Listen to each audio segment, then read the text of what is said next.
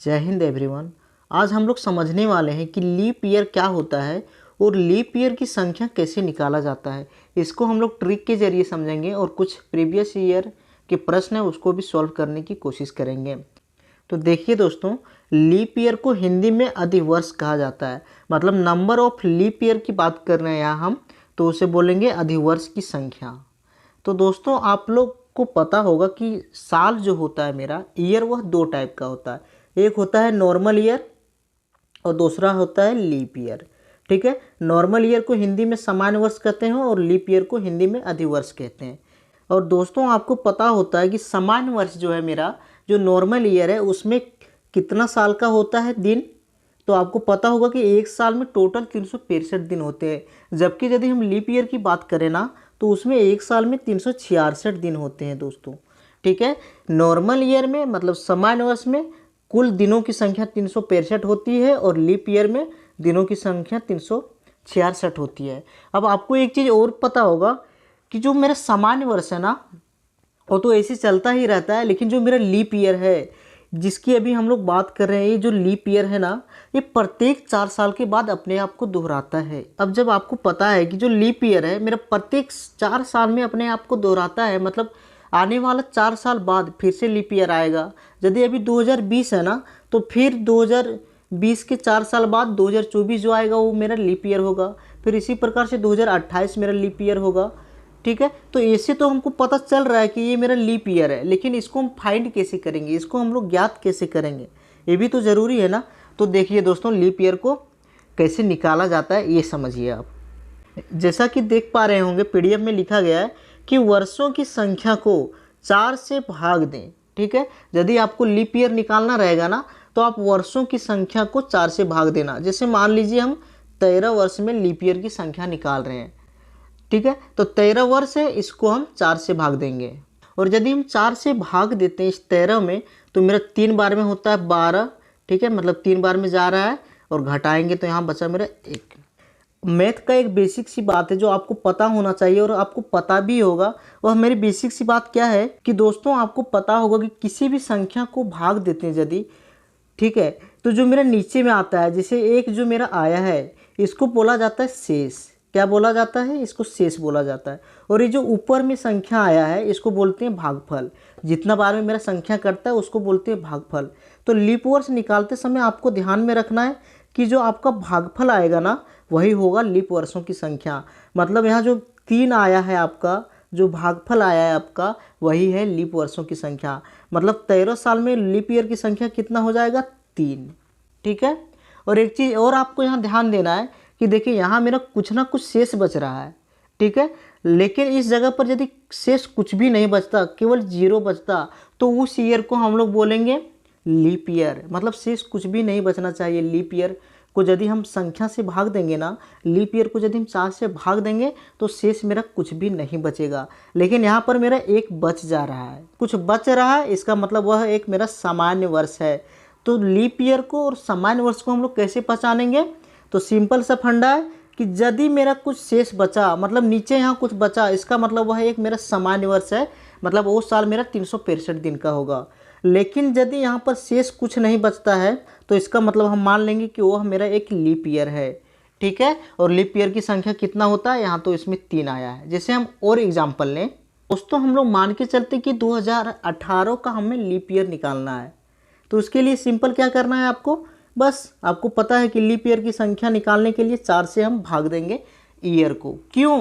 क्योंकि प्रत्येक 4 साल के बाद मेरा लीप ईयर अपने आप को दोहराता है। मतलब 4 साल बाद फिर से लीप ईयर आता है, तो इसीलिए हम 4 से ही भाग देंगे।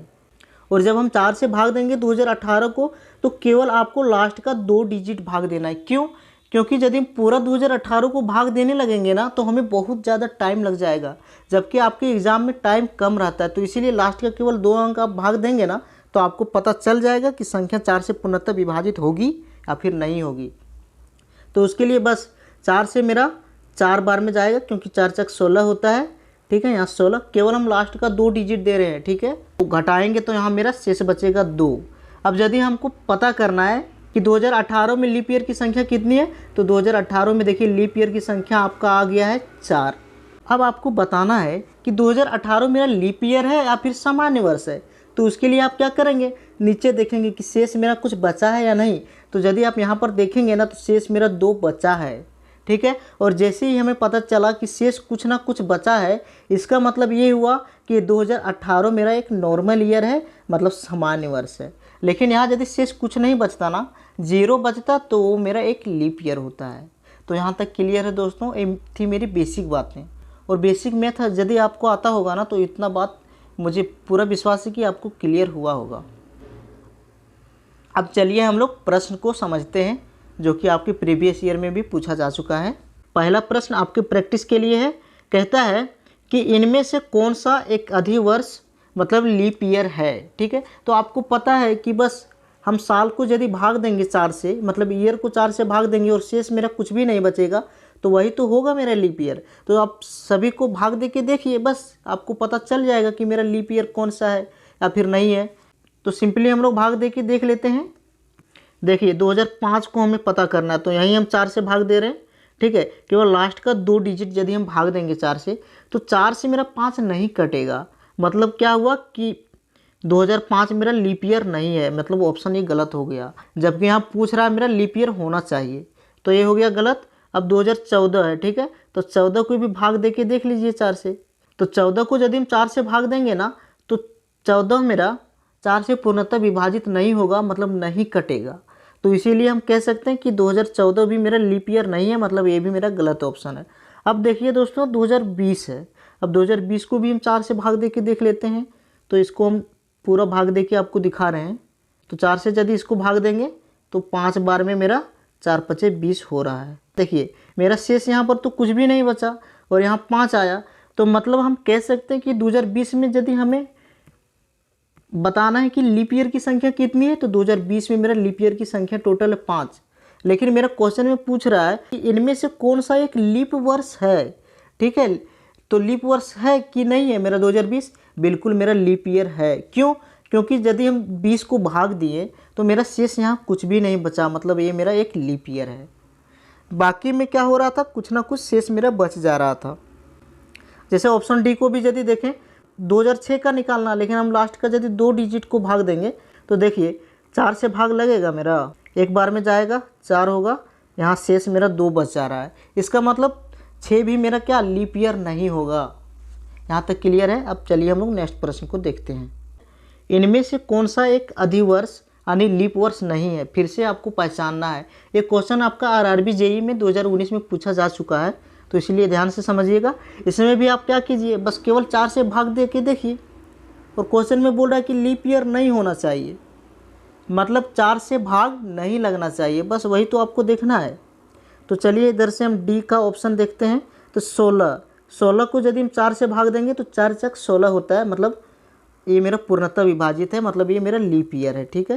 तो इसलिए ऑप्शन मेरा हो गया गलत, क्योंकि यहाँ लीप ईयर होना नहीं चाहिए, क्वेश्चन में बोल रहा है। अब ऑप्शन हम लोग सी देखते हैं। अब 1200, तो 12 को भी यदि 1200 को भी हम यदि 4 से भाग देंगे ना, तो ये भी मेरा पूर्णतः विभाजित हो जाएगा, मतलब ये भी मेरा लीप ईयर है, ठीक है। तो ये भी ऑप्शन मेरा गलत हो गया। अब 2004 को भी 4 से भाग देंगे तो 4 से तो 2004 कट ही जाएगा, मतलब पूर्णतः विभाजित हो ही जाएगा, मतलब ये भी लीप ईयर है। जबकि यहाँ पूछ रहा है लीप ईयर नहीं होना चाहिए, तो डी, सी और बी ऑप्शन मेरा गलत हो गया।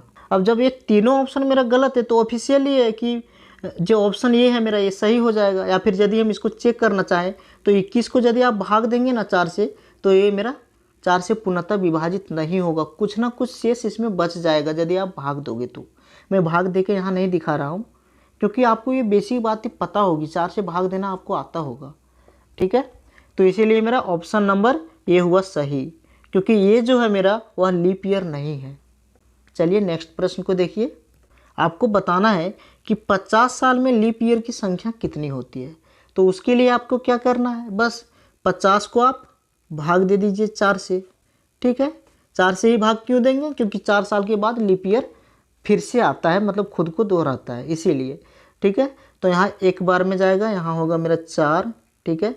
यहाँ बचा शेष 1, फिर 0 उतरेगा, फिर 2 बार में जाएगा तो होगा 4 दूनी 8, फिर से शेष बचा है 2। 50 साल में लीप ईयर की संख्या देखिए मेरा आ गया कितना, 12 आ गया। ठीक है, 50 साल में लीप ईयर की संख्या होगी 12। और यदि मैं आपसे यहाँ यह भी पूछूं कि बताइए कि 50 मेरा लीप ईयर है या फिर एक सामान्य वर्ष है, तो बस देखिए यहाँ शेषफल कुछ आया है। हाँ, तो देखिए शेषफल यहाँ 2 आया है, इसका मतलब 50 मेरा एक सामान्य वर्ष है, नॉर्मल ईयर है, ना कि लीप ईयर। यहाँ यदि शेष 0 आता तब ये मेरा एक लीप ईयर होता। तो यहाँ तक क्लियर है। चलिए अगले प्रश्न को देखिए। 100 साल में लीप ईयर की संख्या कितनी होती है? ये भी प्रीवियस ईयर में पूछा गया सवाल है, तो इसलिए ध्यान से समझिएगा। ये आरआरबी में आपका आया था एक बार। तो देखिए 100 साल में निकालना है तो बस 100 को आप 4 से भाग दे दीजिए। तो यदि हम 100 को 4 से भाग देते हैं तो 2 बार में हो जाएगा यहाँ मेरा 8। ठीक है, फिर शेष बचेगा 2 घटाने पर, यहाँ उतरेगा 0, फिर 5 बार में जाएगा, 4 5 20। ठीक है, देखिए मेरा कट गया। अब देखिए दोस्तों, इसमें जो मेरा आया है ना लीप ईयर की संख्या, वो आया है 25। ठीक है, 100 साल में।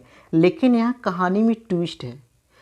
यदि आप ये ऑप्शन टिक करके वहाँ आएंगे ना तो आपका ऑप्शन गलत हो जाएगा, क्योंकि तभी तो एग्ज़ाम में कुछ ना कुछ इसमें स्पेशल, तब ना एग्ज़ाम में एक क्वेश्चन पूछा गया था। यदि ऐसा आप करेंगे ना तो आपका गलत हो जाएगा। ये मेरा 25 जो है लीप ईयर की संख्या कब आएगी पता है आपको? जब ये 100 वर्ष पार कर जाएगा, जबकि यहाँ मेरा 100 वर्ष पार किया ही नहीं था। तो इसीलिए मेरा जो है ना यहाँ लीप वर्षों की संख्या होगी 24। क्यों? क्योंकि 96 वर्ष को ही केवल पार किया है, 96 वर्ष। कन्फ्यूज करने के लिए 100 वर्ष दिया है, जबकि वहाँ हम 96 वर्ष ही केवल पार कर रहे हैं। अगला प्रश्न देखिए दोस्तों, कहता है कि x 100 वर्षों के अंतराल में लीप वर्ष की संख्या है। ठीक है, लीप वर्ष मतलब अधिवर्ष की संख्या है। तो x-1 का मान क्या होगा? ये क्वेश्चन आपका 2018 PRF SI में पूछा जा चुका है। तो यहाँ क्या बोल रहा है? x बराबर 100 ईयर है, और उसमें हमको बोल रहा है कि लीप वर्ष है। ठीक है, जो 100 ईयर है, तो उसमें x-1 का वैल्यू निकालना है। तो आपको पता है कि 100 साल में मेरा लीप ईयर की संख्या कितना होता है? आप बताइए। अभी मैंने आपको बताया था निकाल के। तो 100 साल में लीप ईयर की संख्या मेरा 24 होगा। मैंने पिछले प्रश्न में ये चीज़ आपको बता दिया है निकाल के कैसे। ठीक है, अब जब आपको पता है कि 100 साल में लीप ईयर की संख्या मेरा 24 होगा, ठीक है, मतलब x का वैल्यू मेरा आ चुका है 24। ठीक है, और यहाँ पूछ रहा हमें x-1 का वैल्यू। ठीक है, तो x का वैल्यू मेरा आया 24, मतलब 24 में यदि हम 1 को घटाते हैं तो आता है मेरा 23। मतलब सही ऑप्शन हो जाएगा आपका ऑप्शन नंबर बी। ठीक है, x-1 का वैल्यू कितना हो जाएगा? 23। यहाँ तक क्लियर है? जहाँ तक मुझे लगता है कि आपको कोई भी डाउट नहीं होगा, लेकिन फिर भी कहीं डाउट है तो कृपया कमेंट में अपने सवाल को ज़रूर पूछें, और मैं उसको नेक्स्ट वीडियो में सॉल्व करने की कोशिश करूँगा। आज के वीडियो में इतना ही, मिलेंगे नेक्स्ट वीडियो में। तब तक के लिए जय हिंद, जय भारत।